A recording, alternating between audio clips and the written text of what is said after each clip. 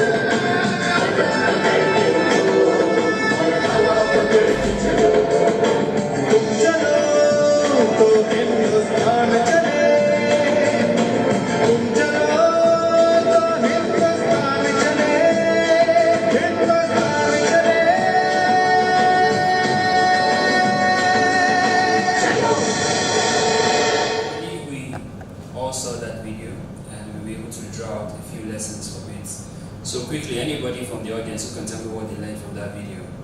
Anybody at all? Anybody, what they learned from the video? Teamwork. Okay, somebody said teamwork. What else did you learn from the video? Because that's what I'll just be sharing on this morning. What else did you learn from the video? What else did you learn from that short video? Okay, let me just go straight to the point. Now basically, anytime I watch this video, I learned 3 basic lessons from it, and I call them 3 C's. The first one is conviction, the next is cooperation, and the last is collaboration.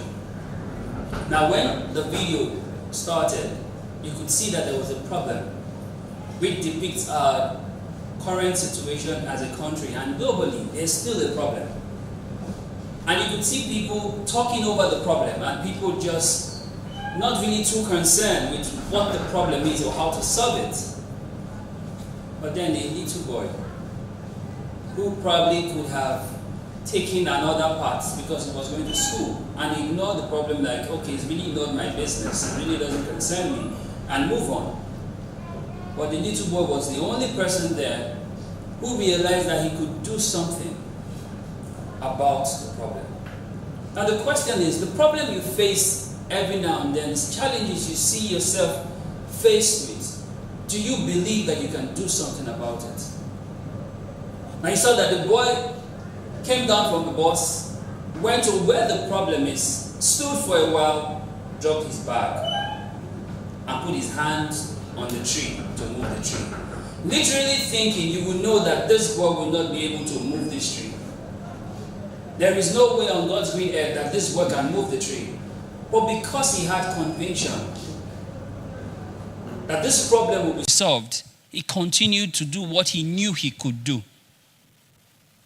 He knows that if he keeps at it, it's only a matter of time before he attracts cooperation, which was the second C.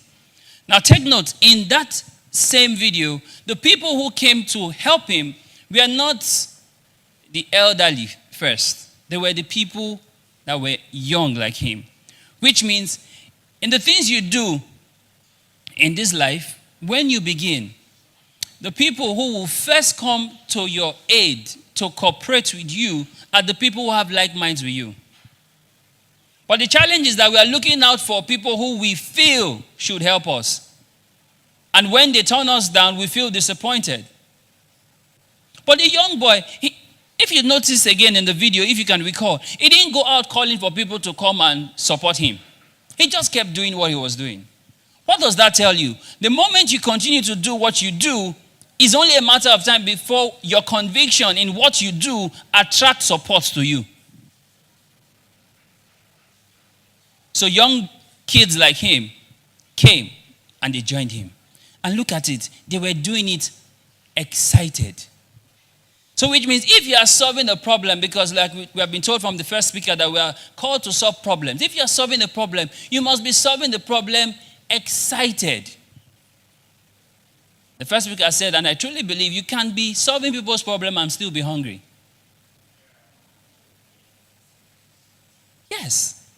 But we don't want to hear that. We want to solve their problem and hammer through it. No, you can still be solving their problems and still be hungry. Because you're excited doing it, because you're doing this out of conviction. So we see other young minds, young kids like him, joined him. And they started and they continued. With the right conviction, you will attract cooperation. And when you get cooperation, then you get to the third level of the C, which is collaboration. Which is the real people who could actually move the log, realize that they can't sit back and watch kids try to solve a problem that they can solve. And then they join the kids. Now take note, they did not at any point displace the kids away. It was still teamwork. And then they removed the log from the road. And I love the part in the video that showed the authority, which were the police in the car. One was sleeping and the other had to wake him up. You will be deceiving yourself to believe that in your society it's the government that will fix it. The government is waiting for individuals like you and I who are jerk to do something because they are clueless of what to do. So this young boy had conviction. His conviction attracted cooperation to him. And that cooperation brought about collaboration. And then the problem was solved.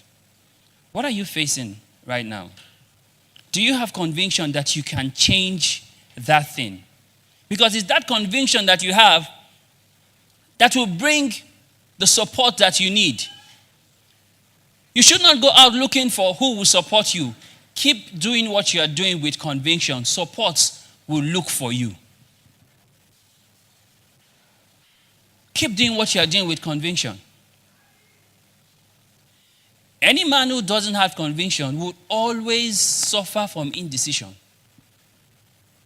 Because you always be thinking, should I do this? Should I not do this? Should I do this? Should I not do this? And the more you do that, time pass.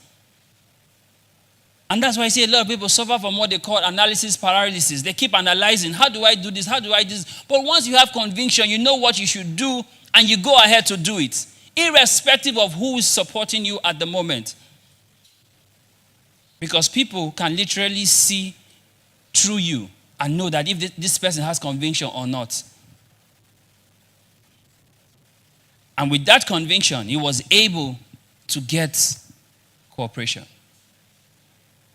I beg us listening today, don't go about begging people to support you. If they truly believe what you are doing, they will naturally support you. Any support you have to beg to get, you have to beg to keep.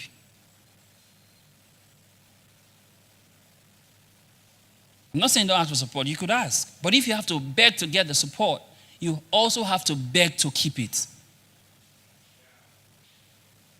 So the young boy kept at what he was doing, and support came. And he was not even disturbed or distracted by the support. He still kept doing what he was doing. Till the tree was moved, he didn't take his hands off the tree. What does that tell you? When you start an initiative, don't, during the process of that initiative, let go of what you've started. He kept at it. Even when the old ones came to join, to actually lift the log off the road, he was still there till the solution came, until the tree was moved. He did not leave. And if you also notice, while he was at it, it started to rain, which means sometimes even nature will be against your conviction. Would you still continue? There may be natural occurrences which you cannot even prevent. Will be against what you are convicted about. Would you still continue? It is this kind of conviction that we read about in Scripture, that against hope, believe in hope. That's the kind of conviction. It's this kind of conviction that we read about that says, if I perish, I perish. They had a conviction. And that conviction brought collaboration. That conviction brought cooperation. So whatever you're doing, how convicted are you about it? Do you do with all your heart, with all your mind, even if nobody is giving you accolades or assurance right now? Because time will definitely tell what you have been doing over time. So I encourage us to stop looking out for support or collaboration when we have not fixed our conviction. Because when you fix your conviction, it's only natural for cooperation to come. It's only natural for collaboration to come when you fix your conviction. Keep your eyes away from the things that are not working at the moment and focus your conviction on what you can do to make things work. Because by the time you do that, then you are really just outstanding, resourceful, and knowledgeable.